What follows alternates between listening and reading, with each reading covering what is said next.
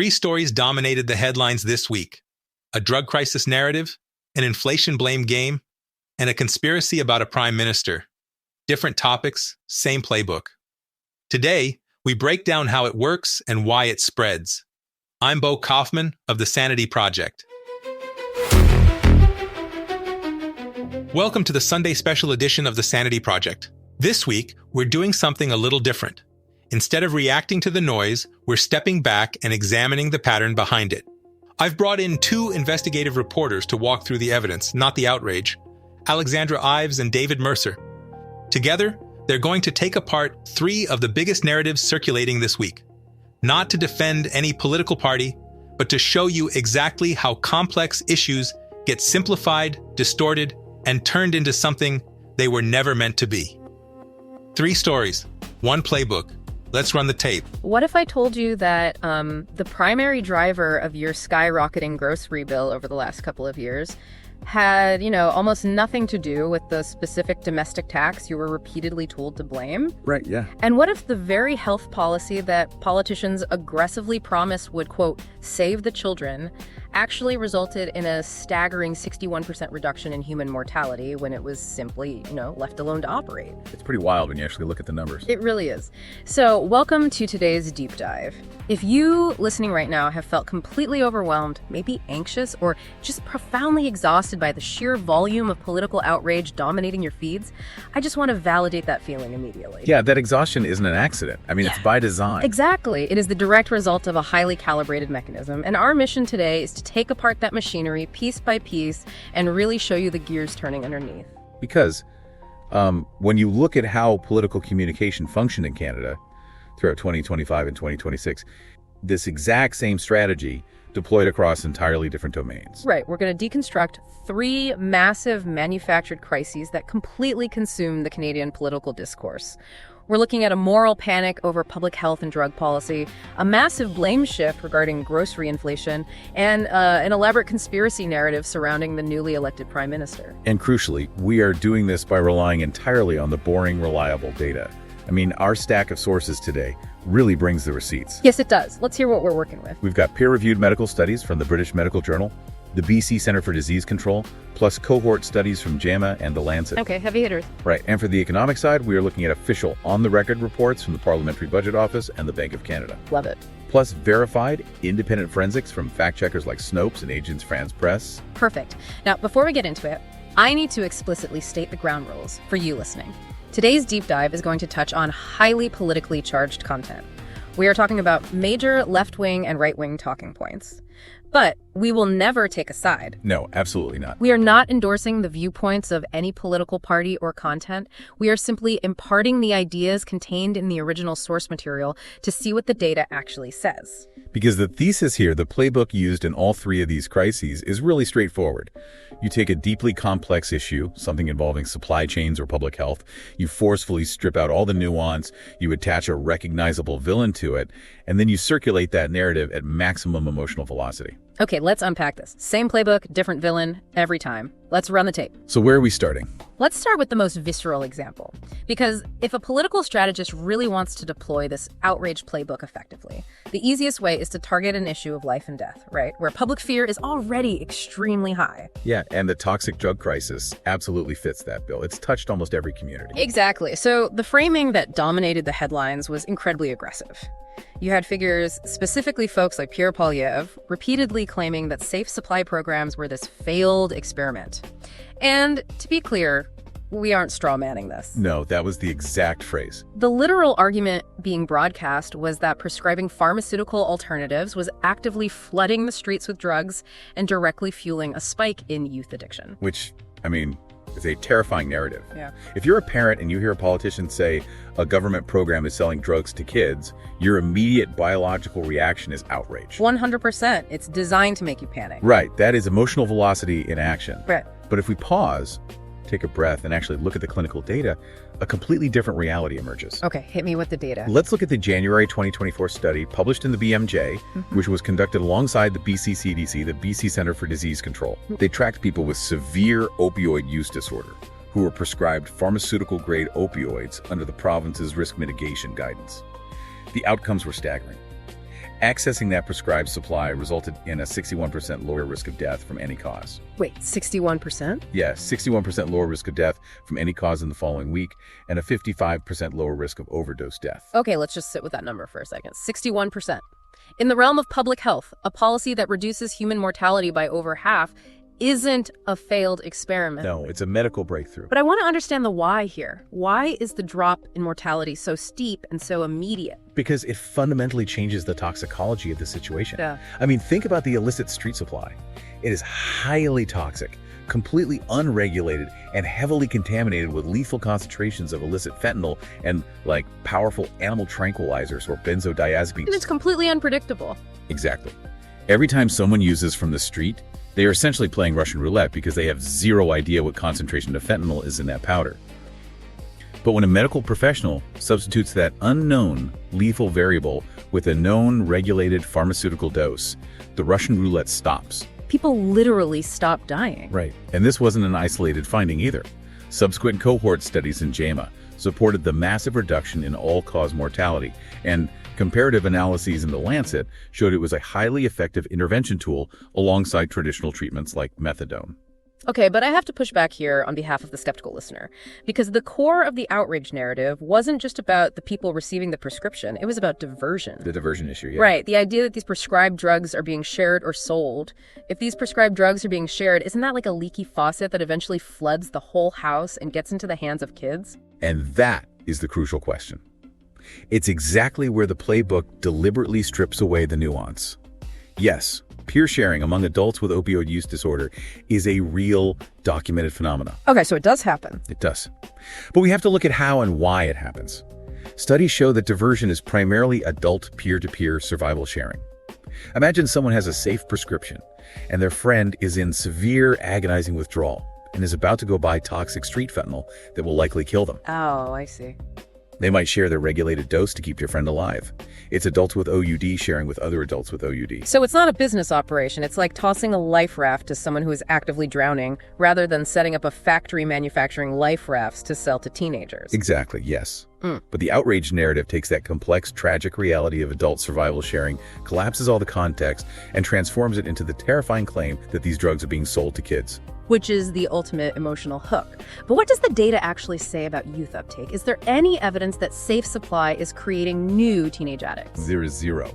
There is absolutely no published peer-reviewed evidence linking safe supply programs to a spike in youth opioid uptake. None. Wait, none at all? Zero. Furthermore, Health Canada's own surveillance data clearly proves that youth emergency room hospitalizations for overdoses are being driven by illicit fentanyl from the illegal toxic street supply, not from safe supply programs. Wow. So the real tragedy here, the actual consequence of this manufactured crisis, is the immense political pressure to cancel programs that were measurably keeping people alive. Right. What's fascinating here is how the moral panic prioritized political optics over a 61% reduction in human mortality. It's just devastating. Which brings us to a really fascinating pivot in how this machinery operates, because the exact same mechanism used to bypass data for emotional impact in public health was deployed to explain why your grocery bill skyrocketed. Ah, yes. The inflation debate. Here's where it gets really interesting. I want to validate your pain right now.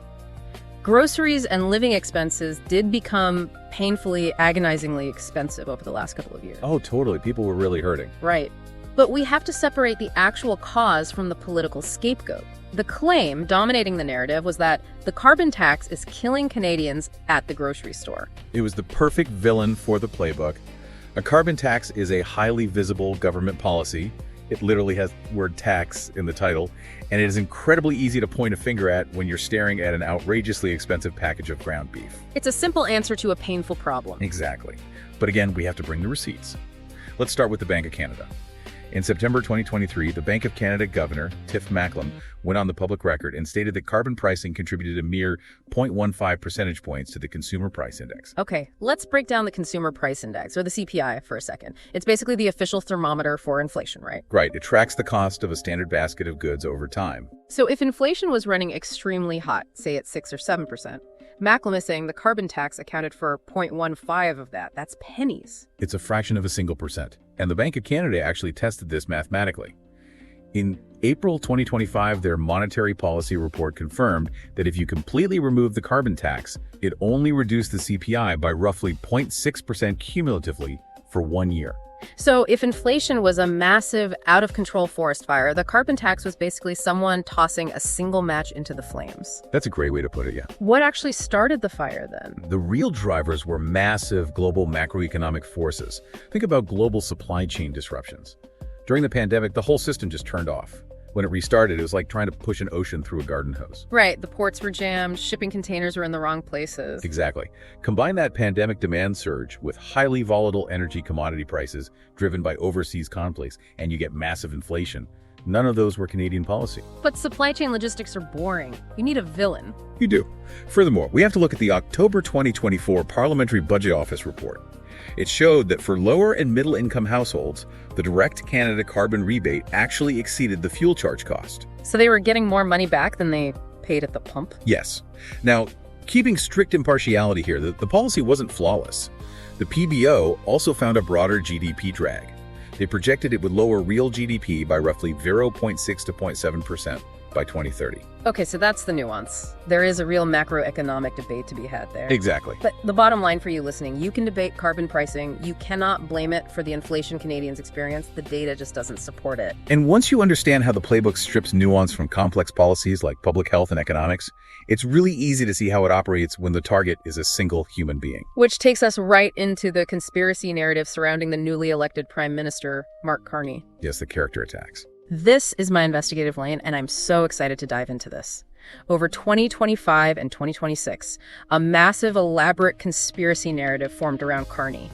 I want to list the viral smears that were everywhere online, and I want you to weigh in on what the fact checks actually found. Let's do it. We've got the Snopes and AFP fact check data from April 2025 right here. Okay, first claim. Millions of shares saying Carney is secretly related to Justin Trudeau by marriage. Snopes checked the genealogical records. Totally false. Okay, second claim. He gave a speech calling Western society morally rotten. Again, Snopes reviewed all the transcripts. False. He never said it. All right, now the big one. The viral photo of Carney standing and smiling with Ghislaine Maxwell. I saw this everywhere. It was everywhere, but it was completely fabricated using AI. Snopes verified it. If you look closely at the structural errors like the hands and the lighting, it was a total deepfake. Unbelievable. Okay, what about the legal smears? The claim that Canadian law makes him ineligible for office because he worked at the Bank of England. AFP fact check debunked that. Entirely false. He's a Canadian citizen, totally eligible. And the rumor that Bank of Canada head Tiff Macklem publicly called for him to step down. Also false. Macklem never made that statement. So why? Why go through the trouble of inventing an AI photo and faking quotes? What is the actual goal of labeling him with these shadowy globalist conspiracies? Well, if we connect this to the bigger picture, the globalist label is a very specific rhetorical device. It's designed to imply that a politician is secretly willing to sell out their own country to international elites. It instantly makes them untrustworthy. Right. But looking at the actual record, Carney publicly pushed back against U.S. pressure. In a March 2025 BNN Bloomberg interview, he explicitly stated, quote, "I reject any attempt to weaken Canada." That's pretty definitive. It gets stronger. Regarding the incredibly intense the USMA trade negotiations and the threat of U.S. tariffs, he went on the record in April 2026 stating that the U.S., quote, "would not dictate the terms." So the conspiracy narrative presented an alternate reality that was entirely divorced from the Prime Minister's actual documented stance on Canadian sovereignty. It's the ultimate misdirection. Keep people angry at a fake AI photo so they don't look at the actual trade policies. So what does this all mean? Let's bring it all together for you. We've gone on quite a journey today. 3 different crises, a drug panic, an inflation scapegoat, and a political smear campaign. And all 3 utilize the exact same playbook of manufactured outrage. They did. And the really important thing to remember here is that the antidote to manufactured outrage isn't to counter it with opposite outrage. The only way to navigate this environment is to rely on boring, reliable data. Absolutely. And just a brief reminder, our goal today wasn't to defend a political party. It was to hand you the tools to spot how your emotions are being manipulated by political messaging from all sides. Yeah, and I want to leave everyone with a final thought to mull over. We've seen that the outrage playbook relies on emotional velocity and exhaustion, right? But as we saw with that fabricated Ghislaine Maxwell image, AI tools can now generate highly convincing false realities at an unprecedented scale and speed. So if a fake image can travel the globe in seconds, will boring, reliable data and fact-checkers be fast enough to save our sanity in the next election cycle? Or, will we have to fundamentally change how we consume information? Wow. That is a terrifying but very necessary question. Thank you so much for joining us on this deep dive. Follow for more fact checks that cut through the noise. And that's really the takeaway this week. 3 completely different stories, 3 completely different topics, and yet the exact same playbook every time. Strip out the nuance, assign a villain, and push it as fast and as far as it'll go. And look, you don't have to agree with every policy we talked about today. That's not the point. The point is this. If the argument can't survive contact with the actual data, it probably wasn't an argument to begin with. So instead of reacting to the outrage, start asking better questions. Where's the evidence? What's being left out? And who benefits from the version of the story you're being told? If you found this useful, follow the Sanity Report for more breakdowns that cut through the noise. I'm Bo Kaufman. Thanks for listening. If you want more facts and less fear, hit subscribe. Check out the next breakdown wherever you're listening or watching. Stay sane, Canada.